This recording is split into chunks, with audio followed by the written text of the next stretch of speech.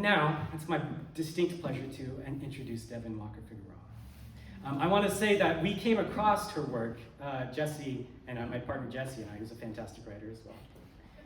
We came across her work last February during the snowstorm, if you remember that snowstorm.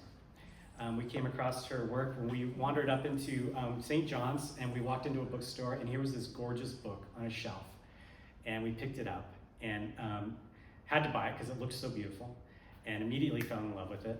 And found out as we were reading through it that Devon grew up here in Oregon and went to Chemeketa Community College down in Salem, which I had taught at for a little while. And so I was just so excited, and I had to reach out to her to invite her to the house. And I asked her who she'd like to invite with her. And she said that she'd like to invite her husband, Justin Boening, with her. So that's perfect, and we're so excited to have them both. Devon Walker-Figueroa is the author of Philomath, selected for the 2020 National Poetry Series by Sally Keith, shortlisted for the 2021 National Book Critics Circle John Leonard Prize, and awarded the 2022 Levis Reading Prize. She grew up in Kings Valley, a ghost town in the Oregon Coast Range, and received her education from Cornell University after Chemeketa. Cornell. Bennington College, the Iowa Writers Workshop, and New York University, where she was the Jill Davis Fellow. Her writing has appeared in The Nation, Poetry, the American Poetry Review, Plowshares, Sizava, and elsewhere. Please, a round of applause for Devon.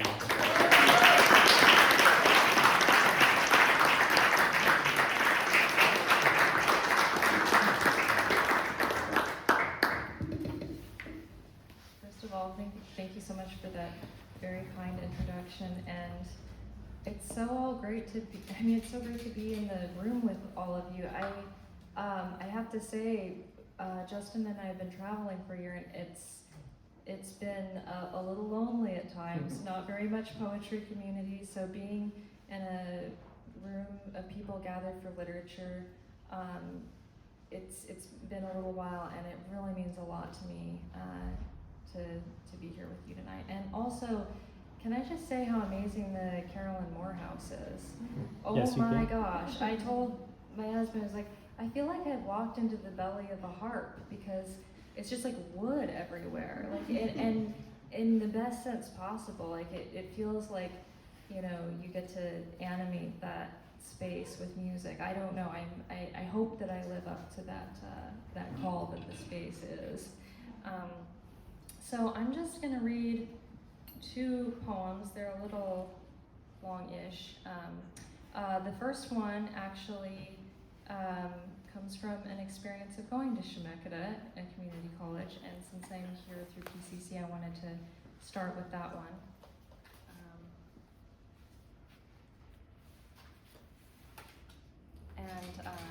This is the book that you found, and that's called Beginning Wax to Bronze at Chemeketa Community College.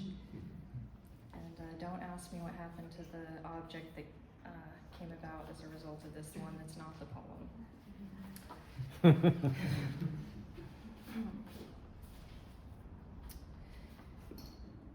Beginning Wax to Bronze at Chemeketa Community College.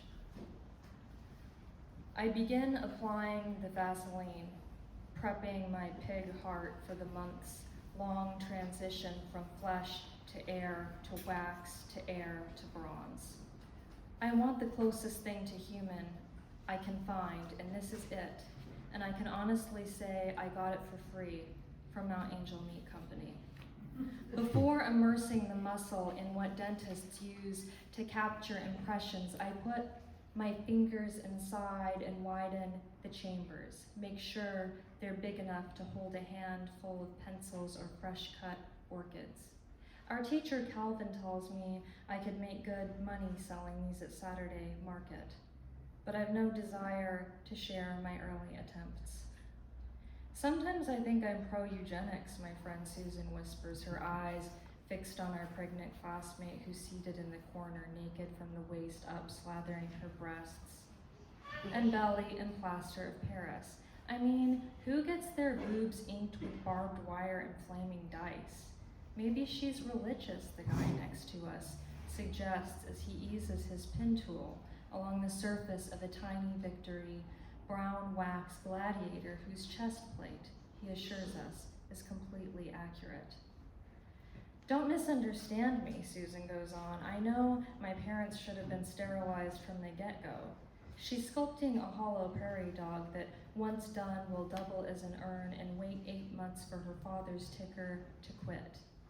Calvin's decorated our classroom with classical art. He's torn from a 14-month calendar that began in 1987, the year of the rabbit and my birth, meaning Venus de Milo's mutilated perfection flickers on a yellow sheet under the thrum of a ventilation fan lately installed to keep our lungs free from glass and early decline. We sometimes enter a trance, every eye fixed on a shape it's anxious to see made void. I want my corpse to be a puppet, Susan once told me. That way you can be the voice, reading my funeral message, going something like, take a look at my life, I'm a lot like you. I nodded, said I'd love to be her voice and have always hoped for the chance to be a master of some kind. Calvin's brought us a book on bronze through the ages and it's making the rounds.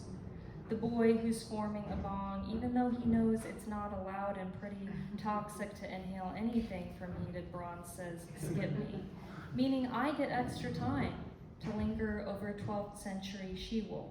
Entrapment or decay, I inquire, pointing to her gaping leg, a kind of absence she seems shaped around, because I want to know if the artist fucked up, or if this is what happens in time to everything we cast, and the teacher supposes the maker didn't vent the joint right, as imperfectly, and this should be a lesson to us all.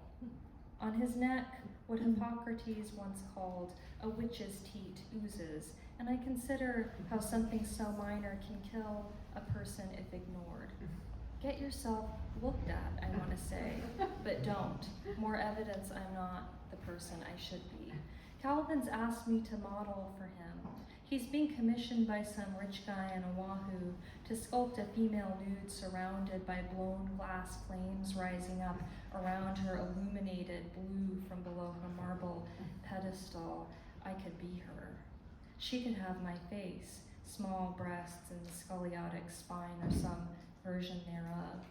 But I keep this information to myself, confidential. I'm getting dirty looks from my pregnant classmate who's sniffing the air in dramatic fashion, hoping I'll reassure everyone that my reeking undertaking will subside soon enough, but in truth, it's barely begun. The book states the she-wolf was cast centuries before the murderess. Babies were placed below her swollen teats. Trials and executions at the wolf were recorded up until 1438, meaning the she-wolf has seen more death than you and I will ever, meaning healing might always take place behind closed doors, while its counterpart requires a public square be filled with symphonies of human gasps. Susan smiles at me. Like most people I know, she lacks health and dental. Her left eye tooth is gray, evidence of a failing nerve. When she gets down about her dimming grin, I remind her my wisdoms have sunk so low in my face that I'll start losing sensation in the near future. This seems to help her see me as her people. I bought you guys protection, Calvin announces, tossing a handful of paper surgical masks onto the table. Susan sighs, leans over and says, what a joke. We'll all get cancer in 5 years with those face diapers. The mold around my heart is setting so slowly. I'll have to leave it overnight. I pick up one of the masks, flimsy as an intimate, and try it on. Find myself back at Good Samaritan's emergency room, knowing my mother's lungs are filling with the contents of her ruptured heart. No, aorta. It starts with a tear in the tunica intima, that thin robe dressing a vein from within. She doesn't know I'm here. She'll never know again. The doctors ask permission to revive her with something chemical and new. say yes, I say yes. I take the mask off, knowing how right Susan is. We're all going to suffocate down here, I say, and Susan smiles and I glimpse her dying tooth and she asks, did you know Vikings strangled the slave girls of important dead men? As she digs a loop tool into her wax, the animal's joints are thick and lack adequate vents, meaning entrapment will occur, meaning some part of her creation won't materialize under the crucible's tilted lip. They'd get all plastered, she continues, and fuck the girls and shout out to their gone master some version of, this is for you. No, I say, no, history's never been my strong suit. When the pregnant student realizes she's forgotten the Vaseline, she screams because she can't pull the shell away without the sensation of tearing a giant Band-Aid off. The whole class, ordering her to breathe, assumes she's gone into early labor, and who knew all those nearly invisible hairs covering our hides had such strength? I wonder when it began, the belief that the part of us that's always been dead keeps growing after what we call life has left the room.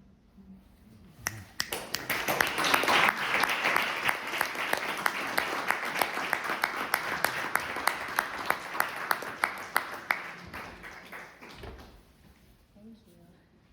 That one hits me sometimes. Thank you. That's a long one.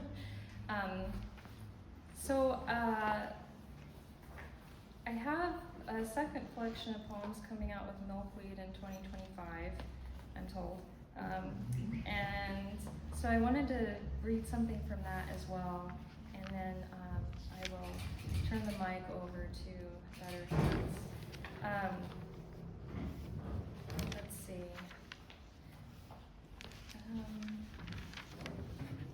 All right, I'll read noise canceling. Like the noise canceling headphones, except not. You can decide. Noise canceling. Make sure I'm ready. You're great. To think I've gone to all this trouble just to lose my looks and mind. Too much that I am real only to myself. No matter. Even heaven goes to hell in time, yet in the revision of the future I am still here, speaking my moan, unminding my mouth, preaching to a mountain whose only sound is my moan, gliding down it, where water once carried, on, and using wasted gods in ways we humans never could. Amass delight, weigh your words until they're free. Babble, bubble, treble, try. When the noise is finally gone, what will miss it? I unwind myself at my mother's feet, touch a match to the hem of her emerald M, and make it an ember as another sound learns what sleep really is. She too adored songs that helped her breathe, but now she is winded, now wounded, now new, and my math is bad, my science reduced to a sigh. A child says, how dare you disturb the universe? How right you are, I say. All this singing about what's collapsing has grown older than I'll ever be. No matter, no muttering over spilled blood and milk and tea. Though I dream of orchards no one can discard, though I stare toward stars starved of distances to defy, yes, the world minds me, or I mind the world, the few places in it I've touched, its winds that plague me as harp music might, and so I harp. You act like it's my fault, youth went elsewhere. I'm tired of watching my mouth, my head feels like an egg, no one warms with their waiting, even to sleep is humiliating, etc. But when the grief is gone, what will miss me? No matter. Everyone dares a door to close on splendor, I am told, as I extol the sun for beating me at my own name. for numbing this plenum that casts its small adorations on times out of mind, my. Say I'm sitting on the floor in the children's section of a library July set on fire, and the blaze is not near, so guttural as anyone guessed. All I ask is you warm your hands over the folktales adorning the night, the clockmaster and his stolen eyes rising from the page. Or all I ask is that you scatter me where Babylon once was, for I mind my mythic data from tangled tongues and trees and deities. No matter, no master watches this dream verse itself in gravity. No mystery eavesdrops here. Though a stream converses so fluently with the stones it smooths, I can hear it, every word, and it's vanishing and speaking of banishment. Should I leave my belongings to the desert? Should we say so long and mean so very long? As for the song my mother sung to herself, may you never hear the end of it. Which is to say, please forgive the tunes I can no longer carry into the future, and please forgive the fortune. Tellers their crumbling bones, for they are thrown as no voice and no. Inside us is our beating.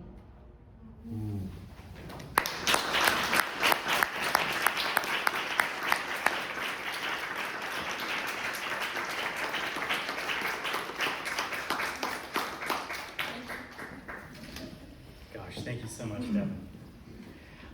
And Devon brought books tonight, so if you'd like to purchase that gorgeous book, Philomena, Devon is selling them for $12, or you can get both books, Devon and Justin's, for $20, which is an incredible deal for two fantastic books. Thank you, Devon.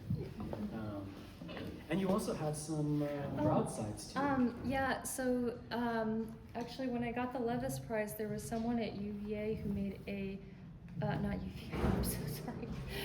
There was someone who made me a bunch of broadsides, letterpress, and so I have some of them on the table, and whoever would like one should feel free to take one. Yeah, thank you. They're gorgeous too. Virginia Commonwealth University, not UVA, I'm sorry. Well, what a wonderful surprise it was to be able to invite Justin Boening to the house along with Devon. An incredible poet. Justin Boening is the author of Not on the Last Day, but on the Very Last, a winner of the 2015 National Poetry Series, as well as Self-Portrait as Missing Person, which was awarded a Poetry Society of America National Chapbook Fellowship. He is the recipient of the Discovery Boston Review Poetry Prize, a work study scholarship from the Bread Loaf Writers Conference, a Stadler Fellowship from Bucknell University, and a Henry David Thoreau Fellowship from the Vermont Studio Center.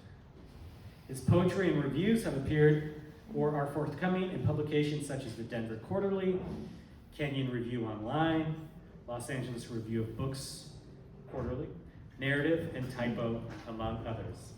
A graduate of Columbia University School of Arts, Boening is currently a senior editor at Poetry Northwest and is co-founding editor with Devon, right? Yep. Of Horse Thief Books. So excited to hear you read tonight.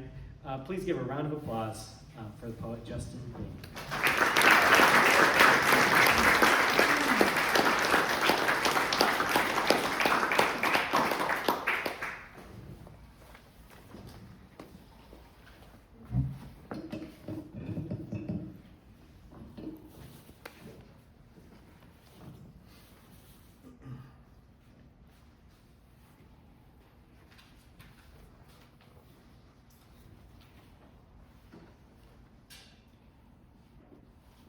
Kill two birds before they hatch.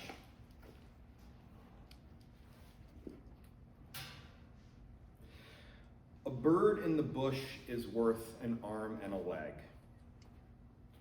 A picture is louder than words. The blue moon is crying in spilled milk. You can't judge a book by its silver lining. Don't count your chickens with one stone. Don't look a gift horse where your mouth is. In the land of the blind, the one-eyed man is caught between a rock and the drawing board. Let sleeping dogs out of the bag. They're barking up the wrong forest for the trees. A leopard can't change and eat it too. A piece of cake has hit the nail on a grain of salt. No use crying over more than you can chew. The early bird catches the last straw. It's a total gimmick, admittedly, and it's not my own. Devon has been dragging me everywhere she gets to go because of her great work. She won the Amy Lowell, and we found ourselves in Belfast, and we got to go out for Thai food with Paul Muldoon, who wrote a poem called Symposium, which does a very similar thing, but I couldn't find it. I kept on searching for the gimmick and trying to figure it out. I didn't know the title of the poem. So I was like, well, I'll just try to rewrite it from memory. I heard it 15 years ago. It'll be a way to get in touch with Paul before we go to dinner. And it turns out it's exactly the same poem and very different. And you know, in the end, who can really lay claim to disorder? This is another poem from those travels when we were in Cairo. Denial. Today, a beautiful woman invited me into a dark room no bigger than my bedroom closet. Apologies, my friends. She directed me to sit down, pulled her face within inches of mine, pushed my hair out of my eyes, and then, after solving in her head a few equations, wrote me a script for progressive reading glasses. My God, it must be therapeutic, watching a 20-something masturbate to the idea of you many hundred years after you've died. Think of the pharaohs. Think of the aspirations that followed them. Think of how common the Nile is. Yes, it's akin to what the media has all at once started to call the pornification of my Equinox gym membership. Skyscrapers shaped like planks, chairs shaped like cupped hands. There are few things more embarrassing than examining and then explaining to an unmarried Mormon that you just want the sandwich after she's asked from behind the counter if you'd like to make it a meal. Even your lip injections will stop being yours once you no longer understand them. I plead with her. She can't make out a word when I'm hiding behind my fluoroelastomer Dick Cheney mask.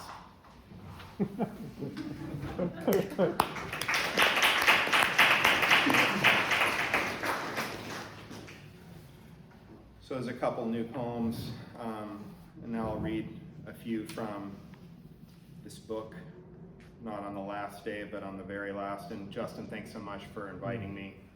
I know Devon begged and pleaded, but you didn't have to say yes. And I appreciate that.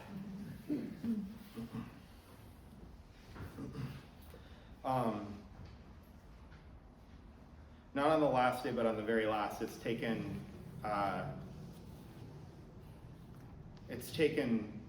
from a short piece by Kafka. I steal a lot. I recommend it. It's fascinating. It's a fascinating piece, The Coming of the Messiah. Kafka writing for a German audience, a very Christian context where he was, of course, relegated to this small quarter in Prague as a Jew. Of course, the Messiah meant something very different to him than it did to his audience.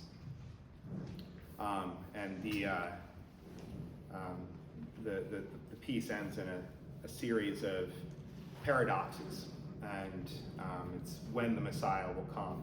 The Messiah will come on the day after his arrival. After he's no longer needed, will come on the last, not on the last day, but on the very last. And I've seen a lot of people try to make sense of that paradox Judith Butler has an incredible lecture where she tries to tackle the paradox. I think she gets it totally wrong, which is really strange because, you know, she's also a Jew. She should know better. You know, for Kafka, the Messiah comes by not coming. You know, that's who comes to save us.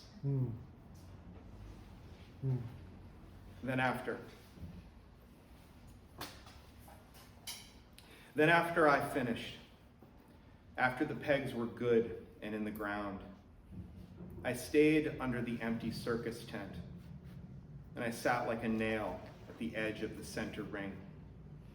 I didn't know what to say. Hours passed. I sat there. Then, out of nowhere, a lioness entered the ring.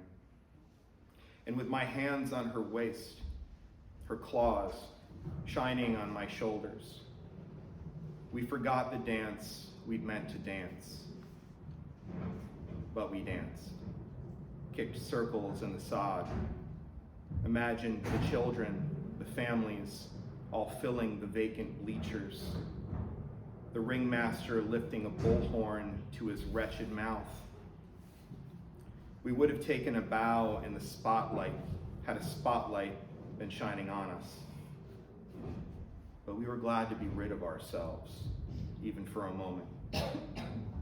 Glad to dance the dance that made our relevance more real, though our limbs lacked grace, especially mine. Or maybe it was the dance itself that lacked grace. But we were glad to be part of the show, or part of the dance whose primitive lunges and flailing we repeated. And though the swaying couldn't be our own, though we would have never thought to move this way, we kept dancing. We heard the loose sound of a church bell whose cargo jangled each night through the streets. And after that, the far-off celebration of wolves or dogs or freaks wafting through the grass. We meant to dance forever. That's what we meant to do. But the lioness was getting tired, or I was. And the dance started to feel less like a dance and more like a language. And the lioness looked up at me with a tear falling from her massive amber eye and said, "This is it, you know. We won't be getting a second chance."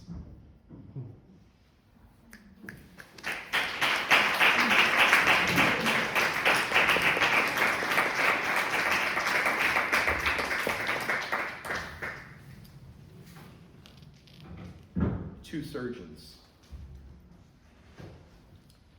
It was a snowy night in March. I had little to do. So I signed myself into the ER, took a penknife from my jacket pocket, and cut into the chest of a sweet old man who was clutching his heart in the sweaty leather chair next to mine. Two surgeons, hearing the man's inhuman cries, pushed aside a pack of nurses, vaulted over a counter, and knelt beside me to hold open my incisions. I should have expected this day would come. Everyone always told me I was meant for greatness. In the corner, a girl snipped eyelashes from her baby doll. A boy creased asthma pamphlets into unflyable paper machines. Every once in a while, the doctors would dart glances at one another as if they might be trying to say something specific like, "Incredible," or, "I haven't seen it done like this in years." I felt persecuted. I felt the need to retort. I said, "Fashion, gentlemen, is for those without style." The two surgeons must have sensed how furious they'd made me. They dropped their bloody instruments to the carpet, raised their gloved hands in the air, and began slowly to back away. That's when it occurred to me, I think it was then, that these two men and I had met before, long ago, perhaps, in the age of kings, when I myself was king. They may have even been forced to attend one of my many weddings, or serve me lamb while I lounged on a chaise in my silk paisley pajamas. Because back then, in that sand-strewn time, when our apathy was surpassed only by our unwillingness to change, we changed our laws as often as our laws allowed.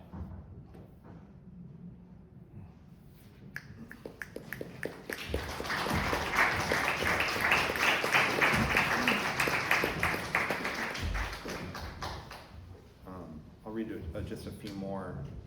People ask me sometimes about where I find myself in my work because it's obviously not me. And I beg to differ. Fashion, gentlemen, is for those without style. This is velvet. And the hat. Right? The hat. The hat's new.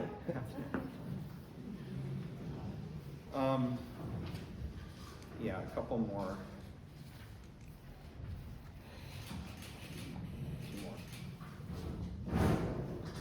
The portrait of what is not there. I like the. It's right, kind of the amazing. skateboarding, Yeah.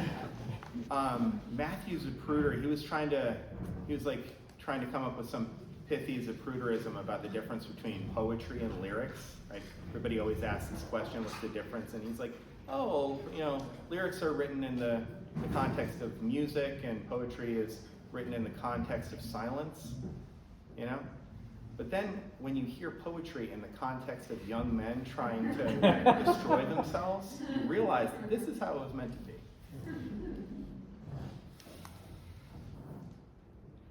I'm tired of painting the portrait of what is not there, and I should be. The way it is, the way it has to be. The portrait of what is not there seems too narcissistic to ever be complete. I brush and scratch and know the landscape so well. The noiseless trees, the insentient breezes that are not there. It's almost as if I were part of it. And yet, I manage to imagine only patches of it at a time. A canyon that would attempt to constrict before me, if it were there to constrict before me. A talus slope failing to glitter under that strange dish, the moon.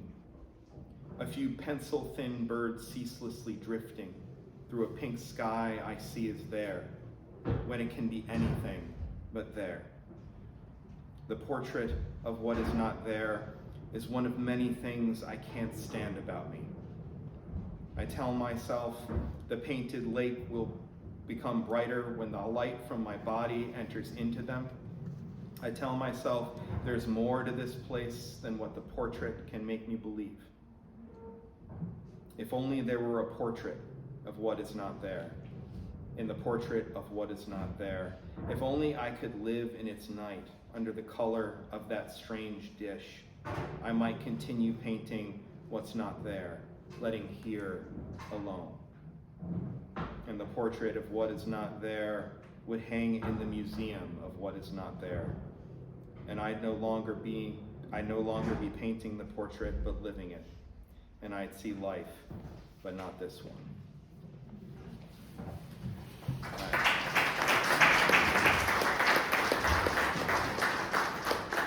I'm judging by the enthusiasm of that applause, and it's about end of my reading time. So, two more short ones. How I came to rule the world. First, no one loved me. Then I learned to love myself too much. The rest, as they say, is the rest. I ran and ran for what seemed like months, for what seemed like days without nights, without sleep, through stampedes of others dressed up to look just like me. What I took to be the infernos I'd been promised and had always dreamed of. I prayed for the Lord to take me until he did. And before I could realize that I was doing it all wrong, I found myself at the edge of an abandoned city. And I said to myself, this is it. And the wind swelled, so I pulled off a boot. And then some fog dissolved, so I unbuttoned my shirt. And when nothing more could be removed, when nothing more could be left behind, I stood up, wearing nothing but a scarf, and began again to walk, this time toward the glowing center of the city. A piazza, a black marble and bare-limbed trees, white, growing like wire from the marble. And there emerged, in bronze curves, oxidized, flaked in mint lichen, right there within the muggy vicinity, a statue of me. And I wept beneath it on my knees, relieved at its being there, but mostly exhausted from the punishment, and that was it. How I came to rule the world? It was easy.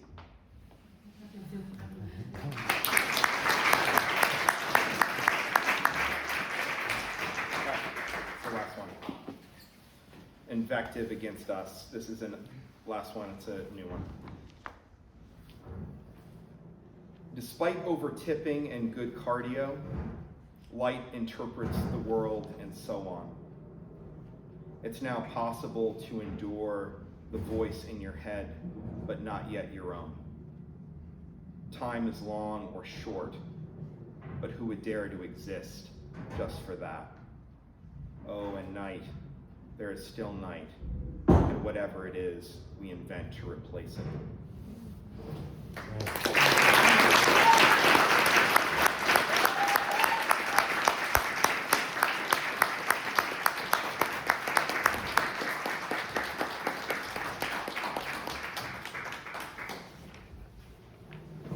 All right, well, thanks so much, Devon and Justin.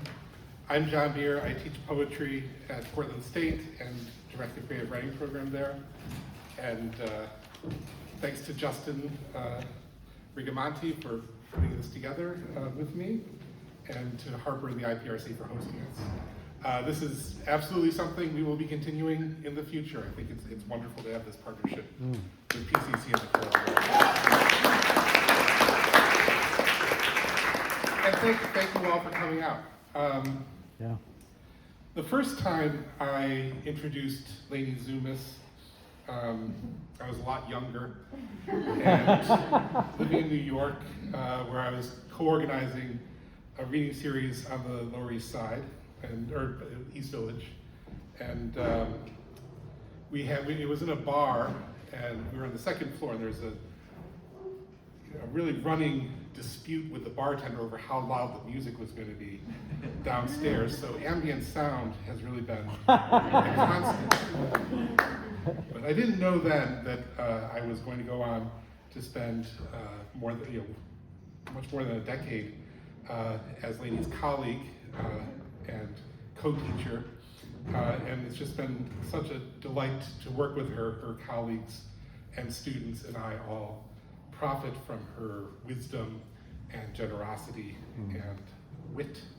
So very, very grateful to have this opportunity to introduce her once again.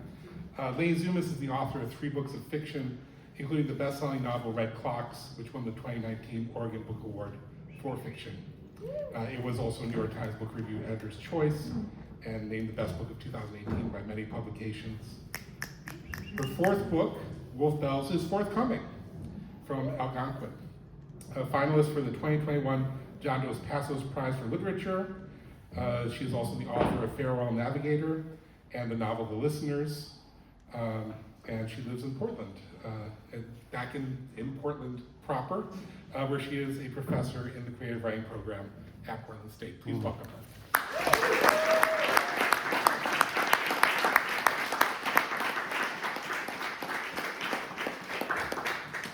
Thanks, John. I remember that evening well. I was like sweating so hard. It was a really hot room. Yeah, it was really This hot. room is great. I'm really happy to be here. Thank you, Justin and John, for for setting this up, and thank you, Devon and Justin, for reading together. This sort of alliance between PCC and PSU seems very natural to me. Some of the greatest writing students I teach at PSU came to us from PCC, and so there's some amazing teachers there and amazing students. And this fall at PSU, I had a really wonderful MFA workshop, and this reading is dedicated to them.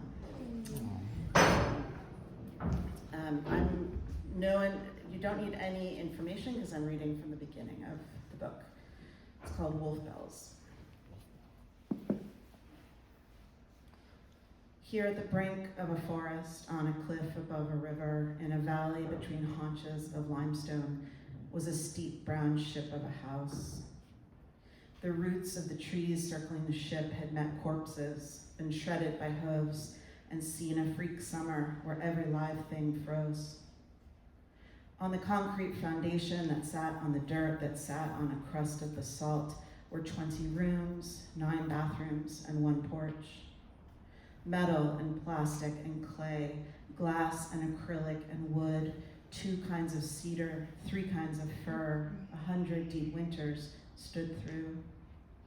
Here were the dead and the living together, things that had happened and were happening. Hair and skin from gone bodies, dusting bodies in motion. Here were rooms of leaky bodies with their wishes and toenails and teeth and regrets, their tampons and catheters, nipples hard and soft, a 2-haired mole on a cheek, static jumping in the dress of a doll on a shelf. In 1919, a sea captain had brought his wife from the damp coast to this valley, hoping the mountain air would cure her. In less than a month, she was dead. Infected corpses weren't allowed on trains, and no cemetery would agree to take hers, so the captain bought land on the bluff above town and buried the body himself. Then he paid other men to build a house near the grave. Thick lengths of old-growth fir, an aquarium with mechanical air pumps, extravagance unheard of then in these mountains. The cook and housekeeper hired from town brought back reports of their boss's profligacy, the purchase for each child of a personal horse, or his insistence that the table linen be washed and ironed after only 1 week of use. The housekeeper said the captain sprayed his scrotum with perfume. For what reason, she would die before trying to guess. Minerals from the grave of the captain's wife had turned into honeysuckle, been plucked, lived in water on the table, floated up our noses. Here we were, backed up against a forest on the fringe of a dingy town, alone and together in rooms under a roof. Here were the rooms and what there was room for. 3rd floor bedroom. The hall at the top of the house was where the captain's youngest child had kept her companions, their bisque heads and cloth bodies slumped against black rose wallpaper in order of favor. Worst loved near the witch window, best loved near the banister. The captain's great-great-granddaughter now stood waiting to escort a soon-to-be ex-resident downstairs. He had broken the rules too often, refused to do the few things required of him. She hated being in charge of the situation, but the house was hers, legally at least, so she stood in the chilly hall while he slammed and kicked and muttered. She'd given him plenty of chances to succeed at his duties, to join the other residents for dinner, play chess or watch TV with them, and every Tuesday bring the trash and recycling bins down to the road. But he was only interested in recording Dungeon Synth in the room he had soundproofed with thick gray panels of egg crate foam and a wool blanket and what looked like military-grade canvas stapled to the floor. "This is such bullshit," he said, shoving Ziplocs of beef jerky and dried mango into a backpack. "I did make an effort, but those people are not the easiest to hang out with. The asshole with the long forehead accused me of poisoning the night snack. Did you know that?" And he made implicit threats. I literally did not feel safe. He had been at the house for 6 weeks. Kaz referred to him as Neckbeard unless he was standing right there, in which case she called him Buddy. He was an anti-cement activist who, when he wasn't chaining himself to construction equipment, worked remotely for a consumer research firm. He'd conducted his work calls in the library within earshot of all. Whenever someone answered but refused to do the survey, he would pretend to be calling about their tax returns and say, "We have found troubling irregularities." After hanging up, he would sometimes whisper, "Take that, America." I had high hopes for this place, he told Kaz. Like, the concept is really cool, whereas the reality? You mean the concept, she said, that you could live here for free if you participated in the community? A concept you seemed unable to grasp? Oh, I grasped it, he said. I grasped the fuck out of that little concept. He picked up a stray piece of paper, stared at it, crumpled it, and threw it into a corner. But whatever, this is turning out for the best because I don't actually want to live in an unheated nursing home. Intergenerational community, she said. This is a nursing home, he said, with like add-ons. Kaz smiled. She didn't need to justify the house to him.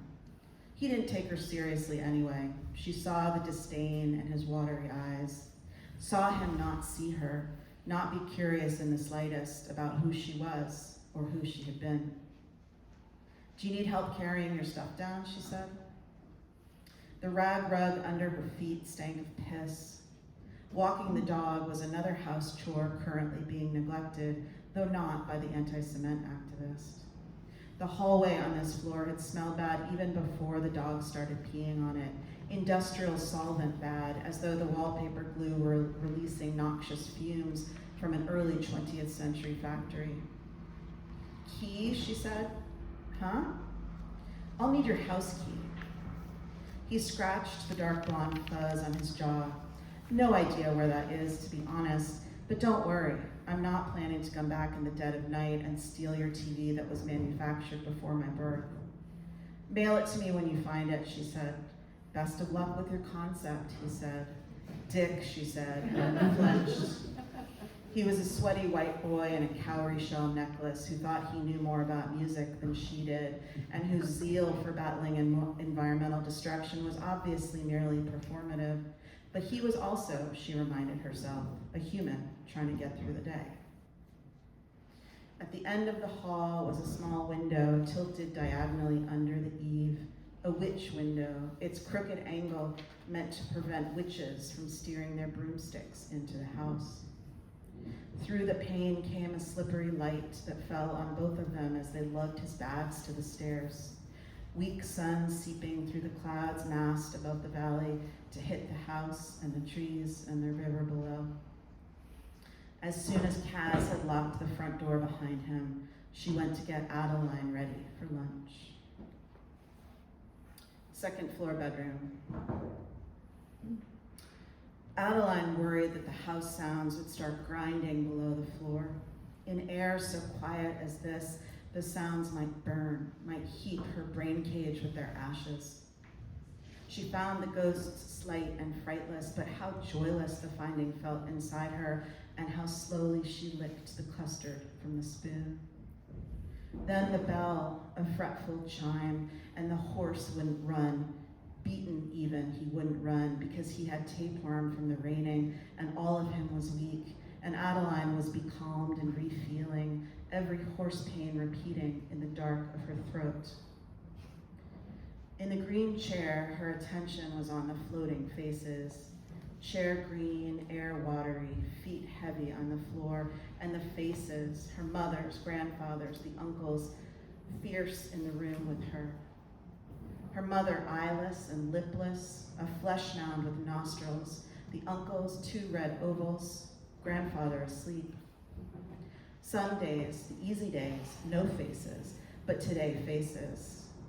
Here on the curtains, on the ceiling, here in the dust on the window's white sill, tiny sounds of faces. Her feet so heavy, no chance of escape. The horses gone, the horses unreal, made of painted rubber. How then alive? Sweet nurbling sounds of horses here, true alive horses, not toys. Dead faces in the room with her, dark branches outside desiring inside. Adeline here, and the horses and the faces, and soon lunch. What foods today? Lasagna terrible always. Fish okay, carrots not enough salt. Cook sweet but clumsy with salt, slow with the water boiling. Salt in the dish instead of sugar, mouth in pain, greedy girls needed punishment. Salt mouth worse than spanking, but spanked too. Small and weeping and sent up without dinner. It was named lunch these days, dinner in those days, front heavy words. She now wondering what foods. Sweet true horses, a hard gallop, hard spanking, no salt, branches scratching. Not in here, branches. Not when faces, mouthless and eyeless. Mother face, uncle face, horse face, face in the window, Adeline's. A friend, this window, staring for days. Cold in the dinner room, bad windows there, her own good thick window. Clucci the kangaroo, a hater of cold, but Bashy the porcupine, fine with it. Two faces always here, her mother's and her own. Uncles sometimes and grandfathers sometimes, smell of cologne and pipe tobacco, bookshelves and saddles, the song about a harbor haunting mermaid. No cruel remarks to her mother allowed around grandfather, nothing about unmarried sluts. Thank you, grandfather. After his death, banishment, the uncles so cruel, house to be turned into a hotel, no space for them. Her mother desperate, but I can work, I'll clean the rooms. But uncle's firm, nope. Adeline in the tunnel hiding, when found, spanked hard, the hardest in her life. Miss Adeline, you ready to eat? It was the voice of the tall one with the acne scars. Bashy the porcupine with her, tucked, but hair unbrushed, inch of white in the furrow of her part. No. What can I help with? I'll clean the rooms. The tall one, brushing, said, how about that? The bristles beautiful on her skull. Forever, this feeling. Her face in the window mirror too vague to see. Hair possibly looking awful, needing to be dyed again soon. I can work. I'll clean the rooms. I'm gonna wheel you out now, Kaz said. Is that all right with you? Adeline's face muscles not listening.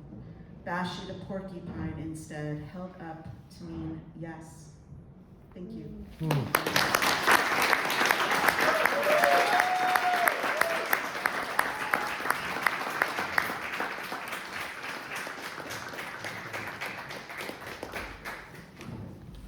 Well, once again, let's have a round of applause for all of our... There's wine outside if people want to read it. There's wine out in the... Okay, there's wine out in the hall. There are books There's for books. sale. Thanks also once again to Harper and to the IPRC for hosting. What a wonderful space. Please check them out and all of the activities that they have coming up, as well as activities with the Carolyn Moore House in the spring and winter, and at PSU as well. We have several readings coming up next winter and spring. So we're all on Instagram and various places.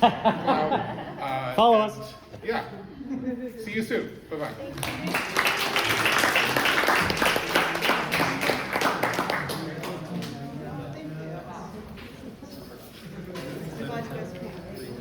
Yeah.